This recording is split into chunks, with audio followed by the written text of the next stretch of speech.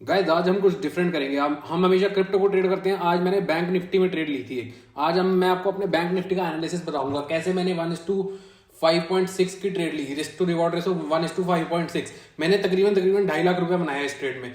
I so welcome back to my channel Indian crypto trader. Today we'll be talking about trade that I took in Bank Nifty. I will be telling you the analysis of the trade. मैं उसका analysis आपको बताने वाला हूँ आज। तो चलिए शुरू करते हैं। तो I usually do not trade options, but मैंने आज ऑप्शंस को ट्रेड किया और मैंने देखा कि वो कैसे चलते हैं। तो अगर मैं बताऊं मेरी ट्रेड का एनालिसिस क्या था, 1:5.6 की मैंने ट्रेड कैसे ली, कैसे मैंने 2.5 लाख का प्रॉफिट बुक किया। तो अगर हम बात करते हैं, देखिए अगर हम बहुत ही जनरल है, ये सब कुछ हर मार्केट में सेम रहता है।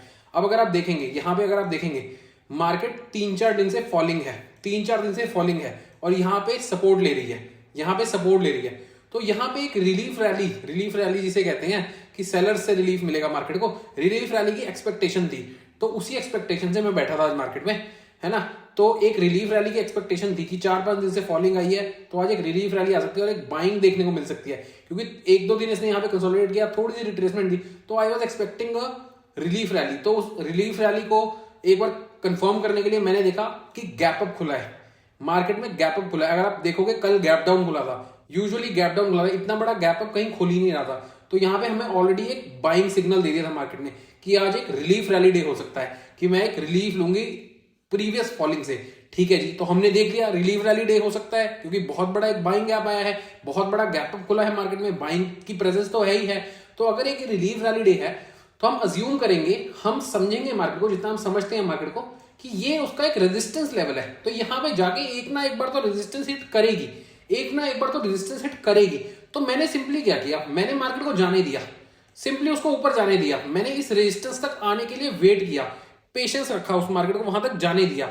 जब मार्केट इस रीजन में पहुंच गई और एक बार रिजेक्शन लिया, तो मैंने देखा, देखो अगर आप देखोगे ऑलरेडी मार्केट जो है आपकी 830 पॉइंट के अप्रोक्सीमेटली ऊपर जा चुकी है। अगर मैं इसको यहां से कंसिडर करूं, अप्रोक्सीमेटली 970 पॉइंट का मूव ऑलरेडी अप मूव दे चुकी है, जिसमें कोई भी प्रॉफिट बुकिंग नहीं है, डायरेक्टली बाइंग चल रही है। किसी ने भी अपनी प्रॉफिट बुकिंग नहीं करी है। जो बड़े प्लेयर्स होते हैं, अगर वो कहीं पे बाइंग करते हैं, कहीं पे सेलिंग भी करते हैं जाके उसको प्रॉफिट बुक करने के लिए, किसी ने भी प्रॉफिट बुकिंग नहीं की है। तो मार्केट ने एक बार यहां जाके रिजेक्शन लिया, फिर इस लेवल को ब्रेकआउट किया। मगर क्योंकि अगर आप ऑलरेडी देखेंगे, ऑलरेडी इतना बड़ा मूव दे चुका है, 1000 पॉइंट का मूव दे चुका है, और बैंक निफ्टी का नेचर है वो 1100 पॉइंट का मूव मैक्सिमम देता है। और अगर आप ये टाइम देखेंगे, ये देखिए 2:45 का ऑलरेडी टाइम हो चुका है, 2:45 का ऑलरेडी टाइम हो चुका है, 2:30 बज चुके हैं। तो यहां पे मेरा मेरा इंटरेस्ट, पॉइंट ऑफ इंटरेस्ट आ जाता है। This is my point of interest. When the market breaks above the day high, I go to 1 minute time frame and I wait for a complete rejection. This is the zone. वो 15 minute में जो हमें resistance zone दिख रहा था, वो ये वाला रीजन है। तो मार्केट ने एक बहुत अच्छा करेक्शन दिया, डीप करेक्शन, जो मेरे को एक प्रेजेंस दिखाता है सेलर्स की या प्रॉफिट बुक करने वालों की, which made me think that this is the right time to sell. तो मैंने कुछ नहीं किया, सिंपली इस डीप करेक्शन को देखा, then I waited for the flag pattern कह लो या एक ट्रेंड लाइन कह लो। मैंने ट्रेंड लाइन के लिए वेट किया री एंटर करने के लिए, क्योंकि जब भी इस लेवल के पास आएगी मार्केट, तो एक बार अप बाउंस आना ही आना है, एक बार अप बाउंस आना ही आना है, क्योंकि मार्केट को चलने के लिए कुछ ना कुछ अगेंस्ट लोग चाहिए। तो अगर मार्केट को नीचे आना है, उसे नीचे कम से कम कुछ ना कुछ स्टॉप लॉसेस चाहिए लिक्विडिटी के लिए, राइट, करेक्ट। तो कुछ नहीं, मैंने यहां पे सिंपली देखा कि okay, market gave a correction, जिन लोगों ने बाइंग करनी थी उन लोगों ने यहां से बाइंग करी। Now we have an area of stop losses present over here. This is the area of stop losses present over here, system SL. क्योंकि जिन लोगों ने इस ट्रेंड लाइन ब्रेक को देख के बाई किया था, they were getting trapped over here. अगर मैं बात करूं यहां पे, so this is another trend line that got formed after this break. So I had a view of selling due to 2 main reasons, that is profit booking and overstretch of buying, because market was already stretched. So I took a trade over here when this trend line was broken, approximately over here, before the trend line was broken, because I had an anticipation trade planned over here. So I took a trade over here with a SL of approximately 25 points, right, and a target of this low, correct, 1:4.6. You can see we saw a profit booking over here. We saw some entry of new sellers over here. Due to these big candles, we can say there is a presence of sellers over here. This big candle corresponds to the stop losses that were hit. So all the factors combined to the successful trade, right? My trade never went into any loss. I was already playing in profit.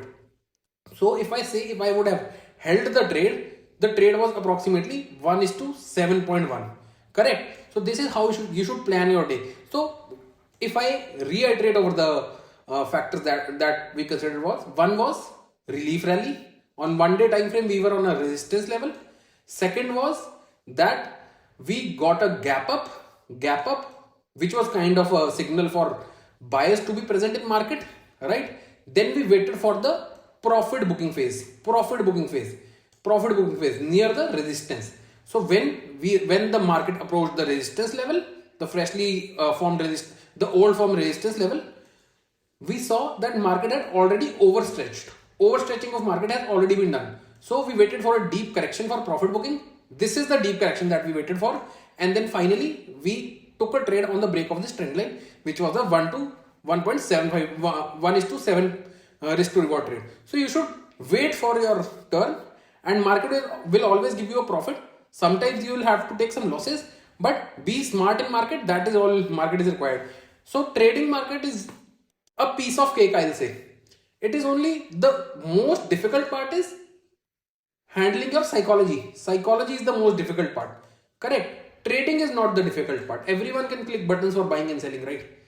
No one is, you know, incapable of that, of buying or selling. You need to understand what the chart is trying to tell you. So these were the basics of my trade today. So you can follow me on YouTube. You can share this video. You can like this video. I'll really like if you guys would support. I also trade cryptocurrency, that is Bitcoin. That is the usual thing that I usually trade. But today I took a trade in Bank Nifty in options. So I thought that would be a good learning for you all as well. So thank you guys. Make sure you follow my channel Indian Crypto Trader, and thanks for watching. Thank you.